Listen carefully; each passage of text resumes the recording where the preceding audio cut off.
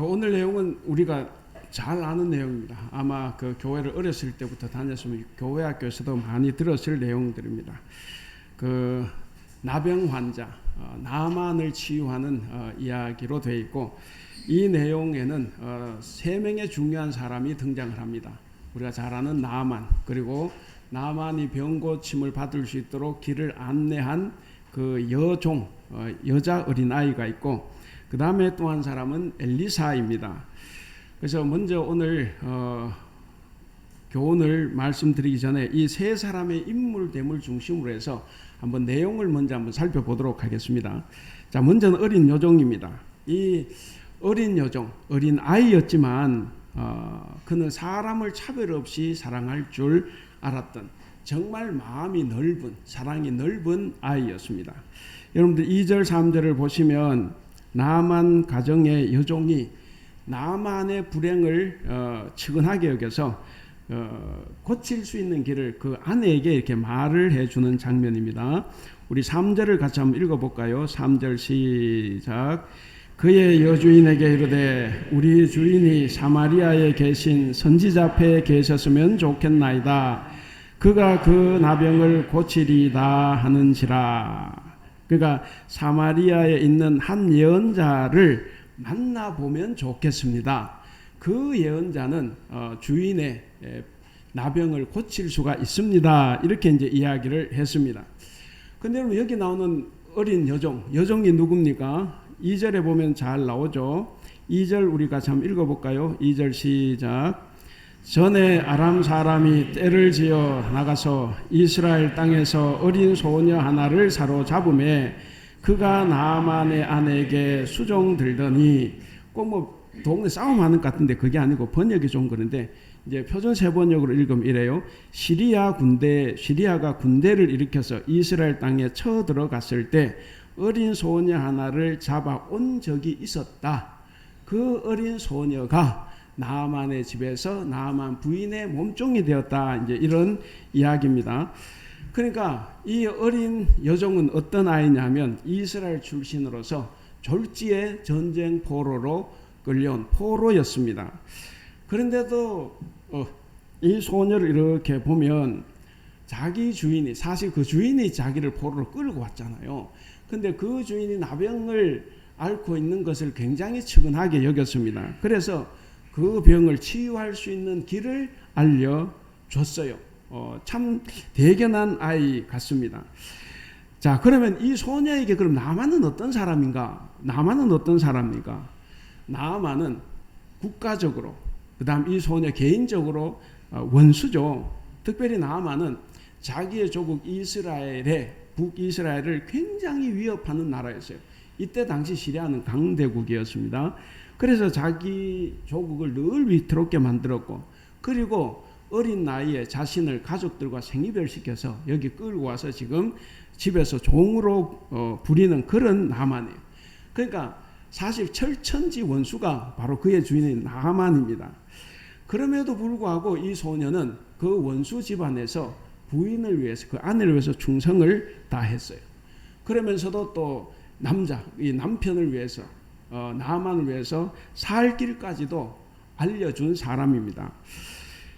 여러분, 혹시 이 어린 소녀가 철이 없어서 이런 짓을 했을까? 어떻게 원수한테 이렇게 잘할 수 있을까? 그래서 얘가 철이 없겠구나, 이런 생각을 우리가 할 수도 있습니다. 뭐 그럴 수도 있을 거라고 봐요. 그러나 여기서 중요한 부분이 있는데, 이 아이 3절 그 말을 방금 읽었잖아요. 그 3절 말씀을 보면 분명히 나만의 이 불치병도 사마리아에 있는 선지자 앞에 가면 나을 것이다 라는 것을 보면 이 소녀는 하나님을 경외했던 아이였습니다. 하나님을 경외했고, 그리고 사리 판단이 분명했던 그런 지혜로운 아이였다는 것을 우리가 알 수가 있습니다. 그렇다면 분명 이 소녀는 자기의 주인, 노예로 잡아온 자기의 주인을 불쌍히 여겼습니다. 오히려 가엾게 여긴 거죠. 그래서 그가 낫고 살아갈 길을 알려주었다고 생각을 합니다. 나만은 분명히 자기의 원수입니다. 원수임에도 불구하고 불쌍히 여길 줄 알았고, 그래서 나만도 우리가 받는 하나님의 사랑, 그 하나님의 차별 없는 사랑을 나만도 받기를 바랐습니다. 그래서 그 길을 제시를 해준 거죠. 사랑하는 우리 성도 여러분, 그런 것에 비해서 우리는 그러면 어떨까? 이 세상 사람들, 불신자들을 우리는 어떻게 대하고 있을까? 혹은 내가 원수처럼 생각하는 사람, 내가 미워하는 사람을 어떻게 대하고 있을까? 한번 생각해 볼 만합니다.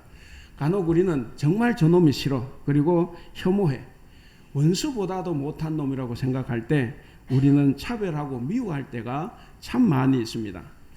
만약에 우리가 그래서 차별하고 미워하고 증오하고 싫어하고 그렇게 한다고 하면 우리는 이 어린 여자아이, 포로로 잡혀간 이 어린 여종보다도 못한 옹졸한 사람이 아닐까. 그래서 제 자신을 돌아보면 참 옹졸하다, 이런 생각을 많이 해봅니다. 그리고 또 요즘 사람들 인내심이 대단히 부족하죠. 그런데 또 이기심은 강해요. 그래서 이웃이 조금만 내게 해악을 끼쳐도 참지 못하고 담을 쌓고 미워할 수도 있습니다. 심지어는 그런 이웃이라고 하면 잘못되기를 바라고, 잘못되었을 때 박수도 칠 수 있는 그런 사람도 많이 있으리라고 봅니다. 그런데 우리가 성경을 통해서 하나님의 뜻을 생각해 보면 이런 것들은 다 하나님의 뜻과는 거리가 먼 행동들입니다. 하나님은 원수까지도 사랑하라 그래서 원수의 재산, 원수가 어려운 지경에 처했을 때 반드시 도와주라고 율법에서 말을 합니다. 그리고 우리 예수님께서도 원수를 사랑하라라고 말씀하시고 가르쳐 주셨습니다. 이건 또 우리 잘 알죠. 요나를 우리 잘 알고 있습니다. 요나를 하나님 어디로 보내셨습니까? 니느웨로 가라 그랬죠. 니느웨는 아시리아의 수도예요. 근데 이 아시리아는 곧 요나의 나라 북이스라엘을 망가뜨리는 나라예요. 그래서 주년 722년에 아시리아에서 그 북이스라엘 완전히 망해버리지 않습니까? 그렇게 자기 나라를 괴롭히는 니느웨로 가서 말씀을 전하라, 구원을 선포하라고 하니까 요나가 어떻게 해서 도망갔죠. 그런데 하나님은 결국은 니느웨 백성을 구원을 하셨습니다. 여러분, 왜 하나님께서 요나를 니느웨로 보냈고 니느웨 백성을 구원하셨습니까?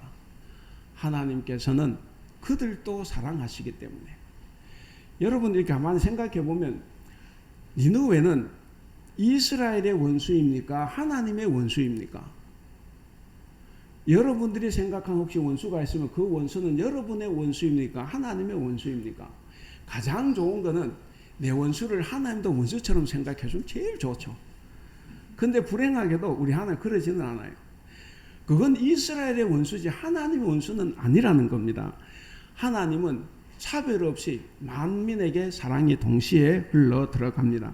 그러므로 사랑하는 우리 성도 여러분, 우리도 저 포로가 된 여자아이처럼, 그리고 여기 나오는 우리 하나님처럼 우리도 그 닮아야 돼요. 우리도 하나님을 닮아서 운수된 이들에게도 차별 없이 복음을 전하라. 이 포로된 보잘것없는 이 여자아이처럼 차별 없이 사랑할 수 있는 그런 참 성도들이 될 수 있기를 바랍니다. 자, 다음으로 이제 나아만이에요. 나아만인데, 나아만은 처음에 어쨌든 성질이 많이 났죠. 본문 읽어보면. 그런데 결국 자기의 자존심이나 체면단을 다 내려놨습니다. 다 내려놨다는 말은 교만을 멀리하고 가장 낮아졌다 이 말이에요. 그렇게 낮아짐으로써 결국 하나님의 은혜를 경험했습니다. 여러분, 사실 이게 나아만이 그 엘리사 집에 도착했을 때 정말 엘리사가 뭐 진짜 환대할 줄 알았어요. 왜? 아까 우리 7절에 보면 이스라엘 왕조차도 이 이웃나라 강대국의 그 장군이기 때문에 벌벌 떤 것을 보면, 그러면은 엘리사쯤이야 자기를 환대해야 되죠. 자, 그렇게 환대하리라 생각을 했는데, 그런데 엘리사가 어떻게 했습니까? 거기 보시면 10절에 보시면 콧배기도 안 내보여요. 그리고 자기의 종을 보내서 요단강에 가서 7번 몸을 씻어라. 그러면 나을 거다. 이제 이렇게 이야기를 합니다. 우리 10절 같이 읽어볼까요? 10절 시작. 엘리사가 사자를 그에게 보내 이르되 너는 가서 요단강에 몸을 7번 씻으라. 내 살이 회복되어 깨끗하리라 하는지라. 예, 요단강에 가서 7번 몸을 씻어라. 그러면 깨끗해진다. 근데 자기가 나와서 이야기한 게 아니에요. 그냥 사환, 그러니까 종을 보낸 거죠. 나만이 얼마나 화가 났겠습니까? 이게 말이 됩니까? 내가 왔는데 너희 나라 왕도 벌벌 떠는 내가 왔는데 어떻게 거기에 걸맞는 대접을 안 하냐는 거예요. 자, 그래서 이제 나만이 분개를 합니다. 그래서 이제 요단강에 씻으라고 했더니 우리나라 강이 요단강 훨씬 더 맑고 깨. 내가 차라리 거기 가지고 왜 여기 왔냐 하면서 돌아가려고도 했는데 어쨌든 나만이 정작 분개한 것은 바로 엘리사의 불손한 태도입니다. 우리가 11절 같이 한번 읽어볼까요? 11절 시작. 나만이 노하여 물러가며 이르되 내 생각에는 그가 내게로 나와 서서 그의 하나님 여호와의 이름을 부르고 그의 손을 그 부위 위에 흔들어 나병을 고칠까 하였도다. 그러니까 이 이야기는 지금 이방 종교에서 이 불치병 이런 걸 고치는 하나의 의식입니다. 그러니까 나만은 그걸 생각하는 거예요. 적어도 내가 가면 예언자 선지자가 나와서 인사를 하고 그리고 내 부위 그 환부를 살펴보고 그리고 그 환부에 안수하고 그리고 자기가 믿는 하나의 이름을 불러서 고쳐달라고 하고 그래서 고쳐지는 이런 것을 생각하고 온 거예요. 그런데 지금 잘못됐죠. 버선발로 뛰어나올 줄 알았는데 아까 이야기한 것처럼 코빼기도 보이지 않아요. 그러니까 늘 대접만 받고 존경만 받았던 이 나만으로서는 이 엘리사 행동이 이해가 되지 않는 겁니다. 이해가 되지 않는 것이 아니라 그것은 자기가 생각할 때 모욕이었어요. 그래서 견딜 수가 없었던 겁니다. 그래서 자칫 잘못했으면 나만이 병을 못 고칠 뻔했어요. 그러니까 여기 보면 못 고칠 뻔 이유가 두 가지인데 첫째는 자기의 자존심 때문입니다. 아까 말씀드린 것처럼 내가 이만한 사람이기 때문에 이만한 대접을 받아야 되는데 그렇지 않았다는 거죠. 그러니까 합당한 대우를 받지 못했다. 그래서 자존심이 무너진 겁니다. 그 다음 또 하나는 그의 생각 때문입니다. 나만은 아까 11절에 읽어보신 대로 어떤 화려하고 정말 장엄한 어떤 종교 의식을 통해서 그래서 고쳐지기를 바랐어요. 그게 자기 생각입니다. 그렇게 해서 왔어요. 의식을 통한 치유를 생각하고 왔는데 엘리사는 전혀 달리 말씀에 순종함으로써 치유받는 것을 지금 말하고 있는 거예요. 그러니까 이 둘 사이에 지금 갈등이 이제 충돌을 일으키는 겁니다. 자, 엘리사는 원하는 게 그겁니다. 너도 신하지. 그런 왕의 명령을 듣듯이 마찬가지로 너도 하나님의 말씀을 따라라. 그러면 나을 것이다. 라는 것이고, 근데 나아만은 그렇지 못했어요.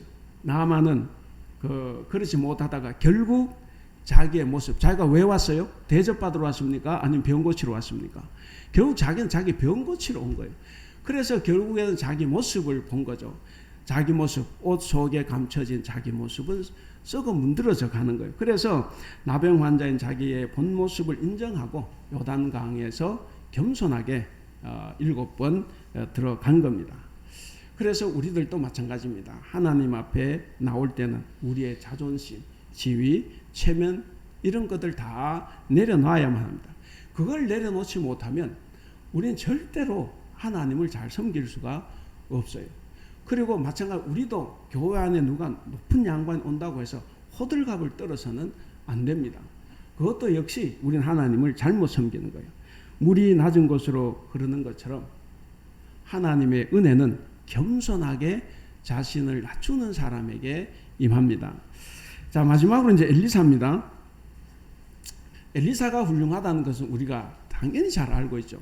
근데 오늘 본문 속에서도 우리가 쉽게 넘어갈 수 있는 부분 중에서 엘리사는 정말 참 위대한 사람이구나 하는 것을 느껴볼 수가 있습니다.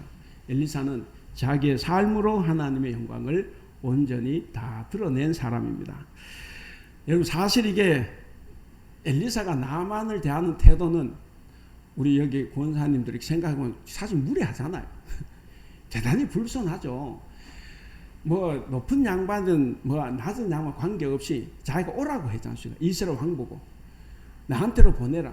그래서 오면 이 총 구석까지 찾아오면 나가서 인사하고 맞이하는 게 사실 정상이죠. 그게 우리가 볼 때, 우리 인간 눈으로 볼 때 그게 사실 정상처럼 보여요. 그러니까 일반 상식적으로 보면 이 엘리사는 대단히 무례한 것이 사실입니다. 그런데 이런 무례한 엘리사의 태도에서 우리가 오히려 교훈을 받아야 될 부분이 있다 하는 겁니다. 하나님의 사람이면 반드시 엘리사의 무례한 태도를 통해서 우리가 뭔가를 찾아내야 됩니다. 여러분 뭐겠습니까? 뭐겠습니까? 여러분 나만에게 필요한 것은 뭡니까? 병자, 그 병 고치는 거잖아요. 그런데 엘리사의 무례한 태도 때문에 돌아가려고 합니다. 아니 지가 병 고치러 왔으면 가서 씻어야지. 구보 운동장 100바퀴 돌아보다는 뜨거운데 그거 가서 씻으라는 게 얼마나 좋습니까? 그러니까 이게 방법이 너무 쉬운 것도 다래. 그래서 이제 분노를 한 겁니다. 그가 분노하고 오해해서 돌아가려고 했지만 결국에는 그것대로 했어요. 그러니까 뭐냐? 하나님의 사람의 능력으로 고친 것이 아니라 하나님의 능력으로 고쳤다 하는 것을 그가 알고 그 신앙 고백을 하게 됩니다. 그러니까 이것을 역으로 말하면 무슨 이야기냐면 엘리사의 무례한 태도가 그가 병 고침 받은 것은 엘리사 때문이 아니라 하나님이 나를 고쳐주셨구나 하는 것을 알게 된 거예요.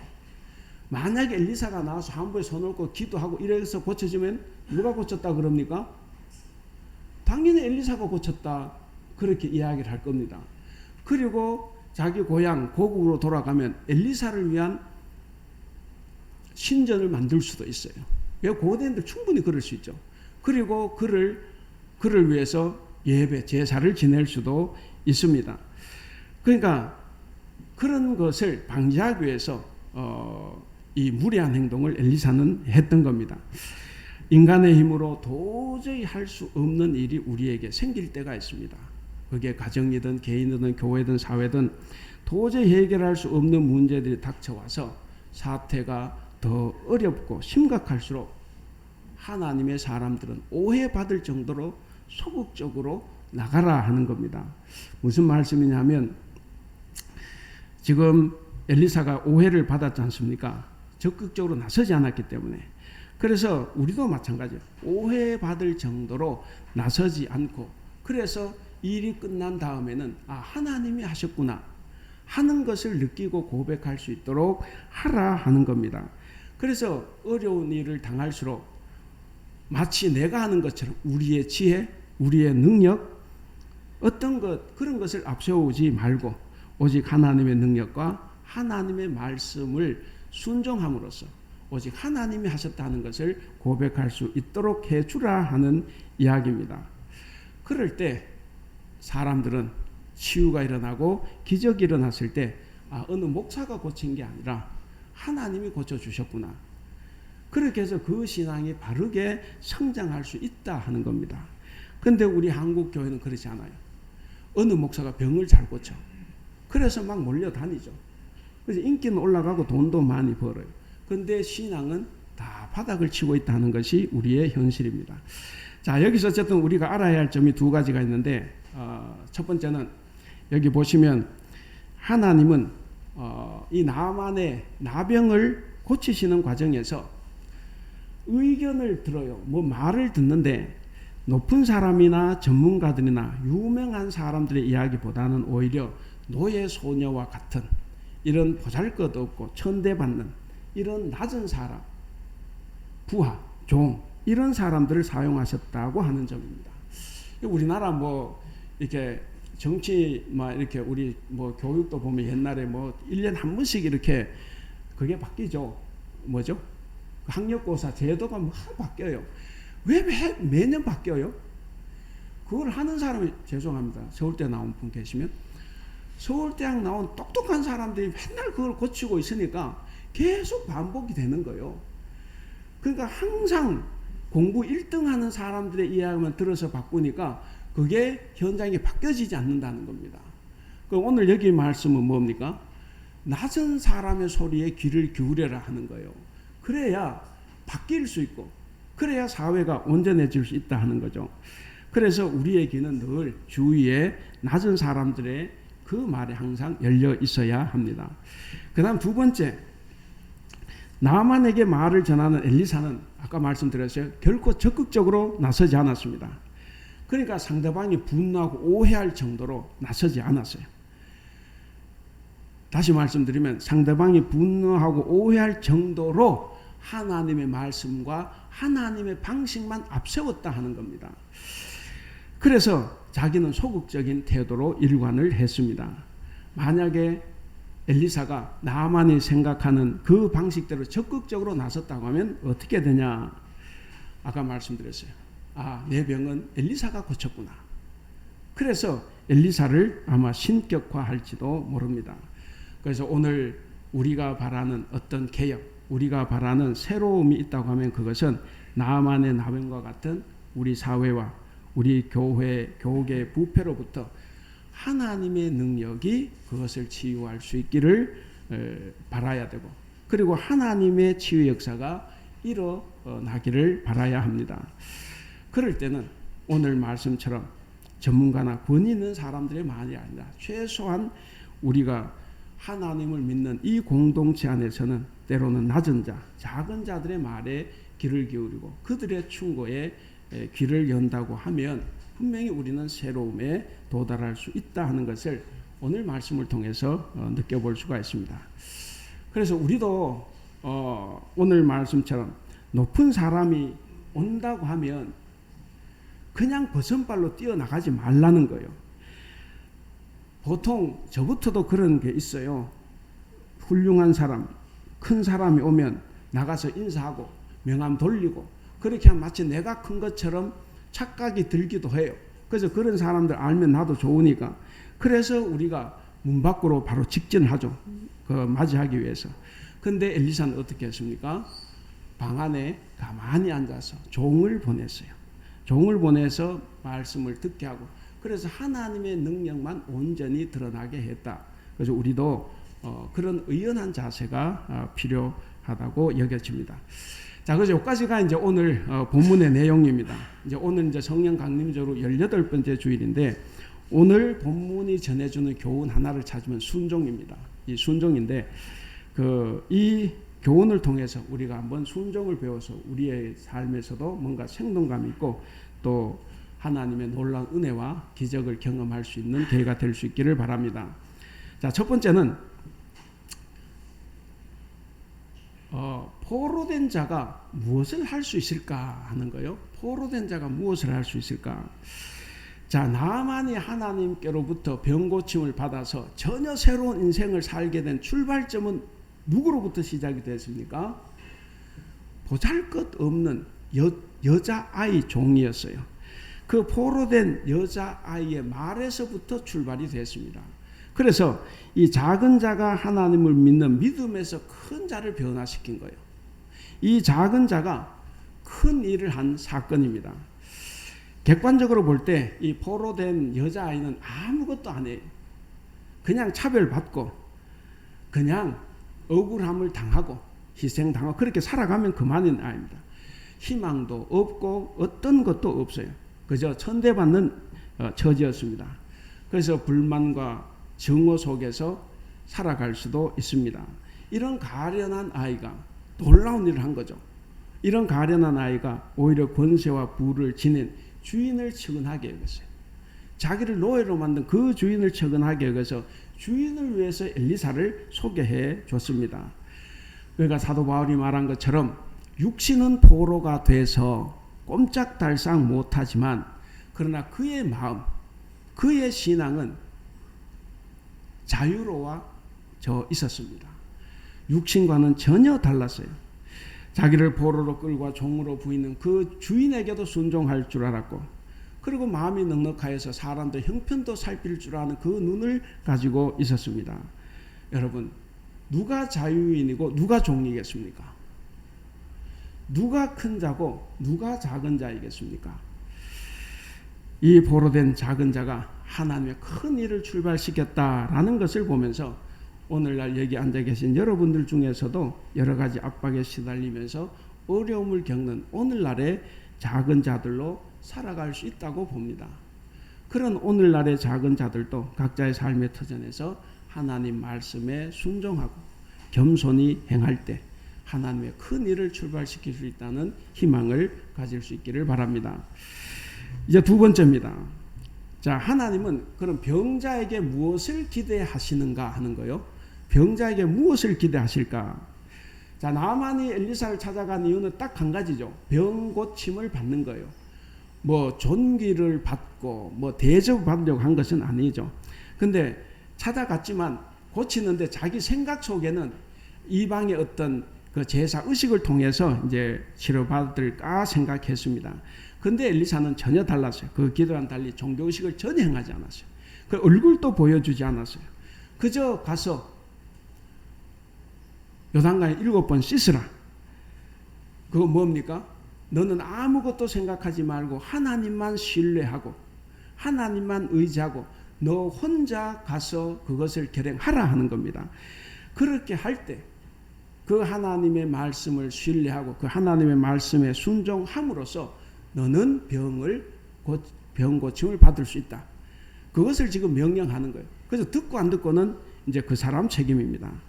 자, 그러니까 결국에 요단강에 가야 되는 것도 자기 혼자예요. 옆에 부하들이 있어도 자기가 결단하고 가는 겁니다. 요단강 물에 자기 혼자 옷 벗고 들어가야 돼요. 누구하고 같이 들어갈 수 있는 게 아닙니다. 그리고 하나님 앞에서 내가 결단하는 것도 결국엔 자기 혼자예요. 병자 한 사람 밖에는 아무도 없습니다. 하나님은 병자가 당신의 말씀에 순종을 해서 홀로 결단하기를 원합니다. 대단히 외롭고 어려울 수 있어요. 그렇지만 우리가 항상 살아갈 때 결단은 내가 혼자 하는 겁니다. 하나님을 신뢰하느냐 않느냐, 그것은 우리의 문제입니다. 물론 하나님께서 결단 혼자 내버려 두지 않아요. 오늘 여기 보면 많은 사람이 나오죠. 일단 여종이 이야기를 했다. 그리고 돌아가려고 할 때 그의 부하들이 또 권면을 하지 않습니까? 그러니까 뭡니까? 내가 홀로 결단을 하기는 하지만 그러나 하나님께서 반드시 우리를 도와줄 사람을 보내주신다 하는 겁니다. 그래서 그 도와주는 사람들의 그 도움으로 내가 홀로 결단해 갈 수가 있습니다. 그것이 우리 하나님의 감사함입니다. 여기서 또 우리가 주목해야 되는 것 하나가 있다고 하면 이 치료는 누가 해요? 하나님이 하시죠. 치료는 하나님이 하시는데 그러니까 하나님이 치료하시니까 의식이 필요 없어요. 그래서 하나님 믿는 종교에서는 그런 의식 그런 거 안 해요. 왜? 하나님이 하시니까. 의식은 사람이 하는 것으로 돼요. 그래서 의식이 필요가 없습니다. 그러면 이 엘리사에게 온 나아만이 고침을 받았던 것은 여러분 씻었기 때문에 고침을 받았겠습니까? 아니면 내가 이제 요단강에 몸을 씻어야 되겠다고 결정하는 그 순간에 병이 고쳐졌겠습니까? 사실은 결단하는 그 순간에 이미 고쳐진 거예요. 그게 중요한 거죠. 사실 씻는 행위는 요식 행위입니다. 그러니까 하나님은 의식 없이 고쳐주시지만 그런데 병이 나았다는 것을 보여주는 의식은 필요해요. 그래서 그 보여주는 의식이 물에 들어갔다가 나오는 거예요. 그 뭐냐면 이 구약에서 율법에서 이방 세계도 마찬가지인데 불치병은 불결한 병이기 때문에 사회에서 사실상 추방되는 거예요. 이 사람 너무 높은 사람과 같이 있을지 몰라도 추방돼서 혼자 살죠. 그러면 병이 나았을 때는 제사장이 보이고 의식을 치러요. 그래서 몸이 나았다는 다 확인을 해야 돼. 그러면 이제 공동체로 들어갈 수 있는 거예요. 그러니까 이 물에 들어갔다가 나온 것은 이미 몸이 고쳐진 것을 거기 여러 사람이 보지 않습니까? 그래서 이 사람 병이 고쳐졌구나 하는 것을 이제 다 보는 거죠. 그래서 공동체로 회복이 됩니다. 그러니까 바로 이런 의식을 통해서 나아만은 동족과 가족에게로 이제는 기꺼이 받아들여지게 됐다 하는 거죠. 여러분, 하나님께서는 병자를 고치시는 것만 중요한 것이 아니라 그 병자가 고침을 받고 난 이후에 다시 공동체로 복귀하는 것, 그것까지 하나님께서 해 주십니다. 우리 신약에서 예수님의 기적을 통해서도 많이 봅니다. 바로 이것이 하나님의 배려입니다. 완쾌된 나아만이 그리고 다시 엘리사를 찾아오죠. 엘리사를 찾아와서 뭐라고 이야기합니까? 우리 15절 같이 한번 읽어보겠습니다. 15절 시작. 나아만이 모든 군대와 함께 하나님의 사람에게로 돌아와서 그의 앞에 서서 이르되 내가 이제 이스라엘 외에는 온 천하에 신이 없는 줄을 아나이다. 청하건대 당신의 종에게서 예물을 받으소서. 자, 거기 보면 다시 돌아왔을 때는 완전히 달라졌어요. 그렇죠. 거기 보니까 내가 이제 이스라엘 외에는 온 천하에 신이 없는 줄을 안다. 그러니까 이스라엘의 하나님만이 참신이라는 것을 느꼈어요. 누구 때문에? 엘리사의 그런 무례한 불손한 행동 때문에 느낀 거예요. 자, 그래서 이제 고백을 했습니다.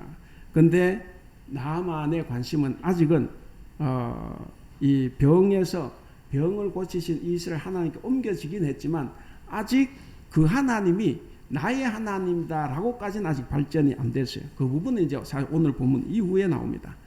그건 어떻게 하나님이 나의 하나님, 병을 고치니까 나의 하나님이다고 느끼냐면 예물을 안 받았어요. 그게 대단히 중요합니다. 여러분들이 저에게 고맙다고 예물을 주면 여러분 저에게 고맙다 그러죠. 하나님께 고마운 게 아니라 제가 고마운 거예요. 엘리사가 왜 예물을 안 받냐? 예물을 받으면 분명히 고쳐줘서 고맙습니다 하고 갈 거예요. 그러면 여전히 엘리사가 고쳐줬다고 합니다. 그래서 엘리사는 끝까지 이 사람의 바른 신앙을 위해서 그 예물을 다 거절을 했습니다. 그랬더니 오늘 본문 이후에 17절을 보시면 이제 하나님이 나의 하나님, 그래서 이제는 내가 다른 어떤 신에게도 예배하지 않겠다. 내가 하나님만 예배하겠다. 이렇게 이제 발전이 됩니다. 그래서 우리가 여기서 한 가지 느껴볼 수 있는 것은 우리의 변화된 그리스도인의 모습이 다른 사람들로 하여금 하나님을 잘 섬기게, 잘 믿게, 그리고 정말 믿음의 본을 따라 잘 살아갈 수 있도록 할 수 있다는 것을 우리가 꼭 기억할 수 있기를 바랍니다. 자, 이제 말씀을 맺겠습니다. 자, 이 나아만은 남부를 게 없는 사람이었지만 해결할 수 없는 고통이 있었어요. 그것처럼 오늘 저와 여러분에게도 뭔가 해결할 수 없는 그 무엇이 있을 겁니다. 뭐 나아만의 어떤 질병이든 뭐든 우리에게도 다 없었으면 좋겠다. 제발 고쳐줬으면 좋겠다는 그 무엇이 있을 겁니다. 근데 여러분, 만약에 있다고 하면 너무 절망하지 않기를 바랍니다. 만약 있다고 하면 그 무엇이 바로 여러분들을 하나님과 진정으로 만나게 하고 그리고 하나님의 은혜를 경험할 수 있게 하는 계기가 될 것입니다. 반대로 또 여종이 나와요. 여종은 아무것도 아닌 포로였습니다. 그런데 하나님에 대한 지식을 가지고 있었어요. 이 어린 소녀는 유대인과 이방인의 경계를 뛰어넘었습니다. 종과 자유인이라는 이 신분의 차별까지도 뛰어넘었어요. 그 애가 알고 한지 모르고 한지는 몰라도 결국 그 애는 그렇게 한 겁니다. 그래서 자기의 가정을 파탄낸 이 원수인 나아만에게 하나님께서 해결해 주시는 그 길을 열어놓은 겁니다. 우리도 이 아이를 통해서 많은 것을 배웁니다. 우리도 어떤 사람이든 차별 없이 대하고 차별 없이 사랑하고 그리고 내가 싫어하고 미워하는 사람이라도 내가 사랑을 행할 수 있는 그런 사람이 되어야 한다 하는 것을 느껴봅니다. 오늘 제목이 뭡니까? 같이 한번 읽어보겠습니다. 시작. 그리스도인 순종하여 기적을 경험한 사람. 사랑하는 우리 대북교회 성도 여러분, 하나님은 당신의 말씀에 순종하는 자에게 은혜 베푸시기를 즐거워하시고 기뻐하십니다. 겸손한 자를 하나님께서는 도와주시고 그를 사용하십니다. 그러므로 저와 여러분들도 하나님의 사람이 전하는, 그리고 이 성경 말씀이 전하는 이 생명의 말씀에 크게 귀를 열어야 합니다. 무엇보다도 나보다 못한 사람, 작은 사람, 천한 사람, 그런 사람들의 말에 귀를 기울여서 그것을 듣고 우리가 고쳐 나간다고 하면 하나님의 더 큰 기적을 우리가 경험할 수 있을 겁니다. 그래서 오늘 이 말씀대로 여러분들도 하나님 앞에서 겸손히 순종하고 그렇게 행함으로써 하나님의 기적을 다 체험할 수 있는 여러분들이 될 수 있기를 주님의 이름으로 축원합니다. 기도하겠습니다.